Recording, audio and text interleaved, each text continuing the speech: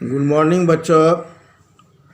आज बहुत दिनों के बाद मैं आप लोगों के सामने समुपस्थित हूँ। क्लास 8 पुस्तक का नाम है दीपिका व्याकरण। क्लास का प्रथम पाठ भाषा और व्याकरण। तो सबसे पहले बच्चों कि भाषा हम कहते किसे हैं, हम जो बोलते हैं वह हमारी भाषा है। तो भाषा शब्द भाष धातु से इसकी उत्पत्ति हुई है, जिसका अर्थ होता है बोलना या कहना। बच्चों, भाषा शब्द की उत्पत्ति भाष धातु से हुई है, जिसका अर्थ होता है बोलना या कहना।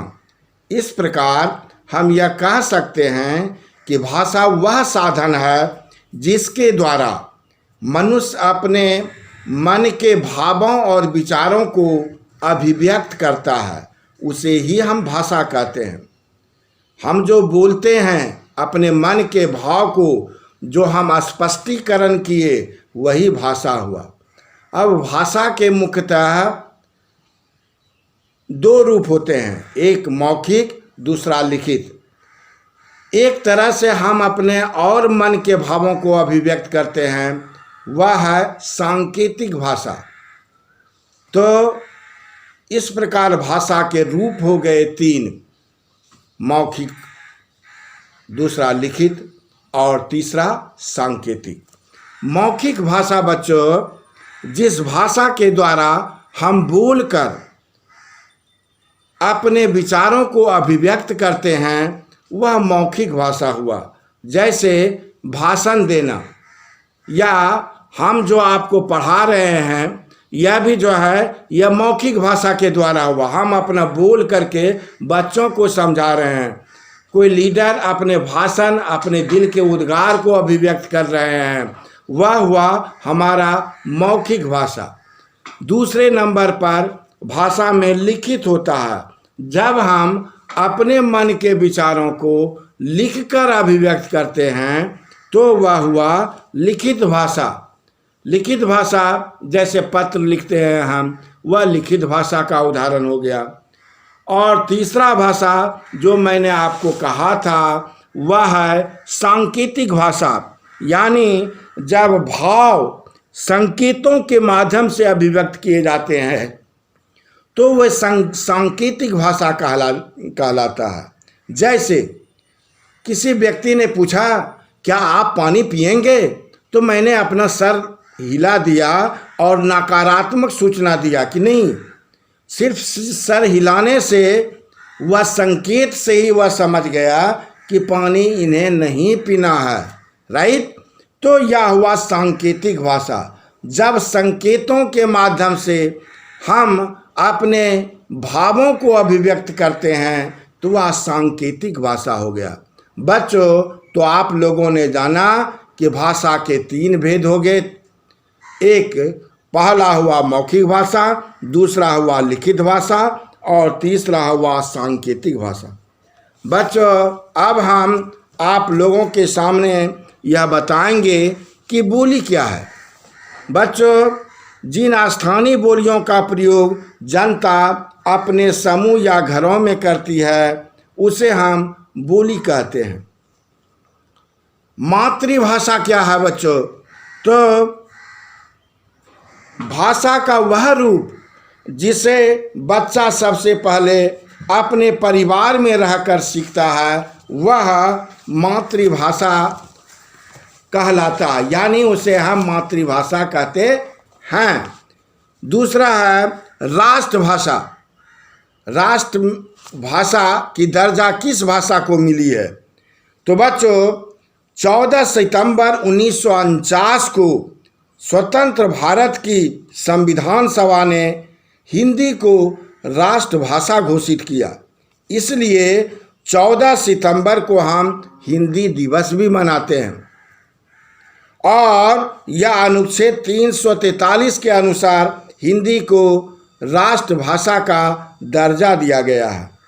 बच्चों, कुछ बातें ऐसी हैं जो कि आपको इस चैप्टर में जानना चाहिए। हिंदी पढ़ते हैं। बच्चों, विश्व में सर्वाधिक बोली जाने वाली भाषा कौन सी है? बच्चों, बहुत समीचीन प्रश्न है। आप घर में हैं, किसी से भी पूछ सकते हैं, अच्छा भाई आप ये बताइए कि विश्व में वह कौन सी ऐसी भाषा है जो सर्वाधिक बोली जाने वाली भाषा है? तो वह है अंग्रेजी प्रथम स्थान पर। दूसरे स्थान पर चीनी भाषा है और तृतीय स्थान पर हमारी हिंदी भाषा है। प्रथम स्थान हुआ अंग्रेजी, दूसरे स्थान पर हुआ चीनी भाषा और तृतीय स्थान पर हमारी हिंदी भाषा है। भारत के अतिरिक्त और कौन कौन से देशों में हिंदी भाषा बोली जाती है? तो भारत के अतिरिक्त मॉरिशस में, फिजी में, सूरीनाम में, दक्षिण और पूर्वी अफ्रीका में हिंदी बोलने वालों की संख्या बहुत अधिक है। सबसे पहले हिंदी भाषा का प्रयोग किसने किया था बच्चों? तो सबसे पहले हिंदी भाषा का प्रयोग है ना अमीर खुसरो ने अपनी कविताओं में किया था। हिंदी भाषा का प्रयोग किया था अमीर खुसरो ने सबसे पहले कविता में। संसार में कुल कितनी भाषाएं हैं? तो संसार में कुल मिलाकर के 2800 भाषा हैं। या मैं प्रश्नोत्तरी शैली में आपका ज्ञानवर्धन कर रहा हूँ। आप कोई यदि प्रश्न पूछ दे संसार में कुल कितनी भाषाएं हैं, तो कहीं कहीं 3000 भी दिया है और कहीं कहीं 2800 भी दिया है। इसलिए आपको कोई शंका समाधान नहीं होनी चाहिए। यदि कोई 3000 भी लिखते हैं तो वो भी लोग मान लेते हैं, लेकिन किसी किसी पुस्तक में 2800 यानी 2800 संसार में कुल मिलाकर भाषाएं हैं। ठीक है बच्चों, हिंदी, हिंदू और हिंदुस्तान ये शब्द संस्कृत के नहीं हैं, ये शब्द फारसी के हैं। ठीक है, पाली भारत की प्रथम देश भाषा है। प्रथम देश भाषा कौन सी है? तो पाली भाषा।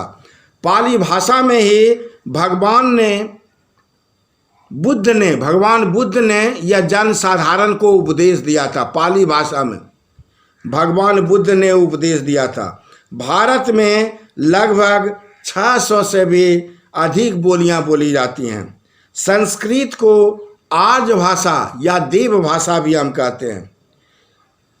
आर्य भाषा लगभग 3500 वर्ष पुरानी है। भाषा का सबसे पहला रूप ऋग्वेद संहिता में मिलता है, यानी ऋग्वेद संहिता में सबसे पहले यह मिलता है। अब हम विभिन्न भाषाओं की लिपियों के बारे में आपका ध्यान आकृष्ट करूँगा। बच्चों, आप जो हिंदी भाषा लिखते हैं तो उसकी लिपि का नाम क्या है? तो देवनागरी। जब आप 10th का परीक्षा दीजिएगा तो हिंदी का स्क्रिप्ट बोला जाता है कि उसमें आपको लिखना पड़ता है, तो उसमें देवनागरी लिखना पड़ेगा। सिर्फ हिंदी की ही नहीं बल्कि संस्कृत, मराठी और नेपाली की भी ये लिपि जो है देवनागरी है। इस प्रकार बच्चों आप लोगों ने जाना ये 4 भाषाएं यानी हिंदी, संस्कृत, मराठी और नेपाली की लिपि देवनागरी है। अब आपको कभी कभी प्रश्न पूछ देगा कि भाई संस्कृत की लिपि क्या है? तो वो भी देवनागरी है। हिंदी की भी लिपि देवनागरी है। पंजाबी भाषा की लिपि गुरुमुखी है। उर्दू भाषा की लिपि फारसी लिपि है और अंग्रेजी, फ्रेंच, स्पेनिश और जर्मन भाषा की लिपि रोमन है। इस प्रकार बच्चों भाषा के 3 रूप होते हैं। बोलियां नंबर 1 में भाषा के 3 रूपों में नंबर 1 है बोली जो हम बोलते हैं, दूसरा है परिनिष्ठित भाषा और तीसरा है राष्ट्रभाषा। हिंदी भाषा का जन्म मध्य प्रदेश में संस्कृत, प्राकृत और अपभ्रंश के योग से हुआ। इस प्रकार बच्चों अब निष्कर्ष रूप में हम यह कह सकते हैं कि भाषा भावों तथा विचारों के आदान प्रदान का माध्यम है। दूसरा, भारत में अनेक भाषाएं और बोलियां बोली जाती हैं, इसलिए तो यह देश विभिन्नता में एकता का देश कहलाता है। भाषा के क्षेत्रीय रूप को ही हम बोली कहते हैं। वर्णों को लिखने की विधि को हम लिपि कहते हैं। हमारी राजभाषा हिंदी है और उसकी लिपि देवनागरी है। व्याकरण के द्वारा हम भाषा का शुद्ध प्रयोग करना सीखते हैं। ठीक है बच्चों, बस आज के ई लर्निंग क्लास में इतना ही। फिर दूसरे दिन हम द्वितीय अध्याय लेकर के आपके सामने समुपस्थित होंगे। तब तक के लिए हम आपसे विदा चाहते हैं।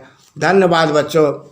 घर में रहें, खुश रहें, मुस्कुराते रहें, खिलखिलाते रहें और मन लगाकर पढ़ते रहें।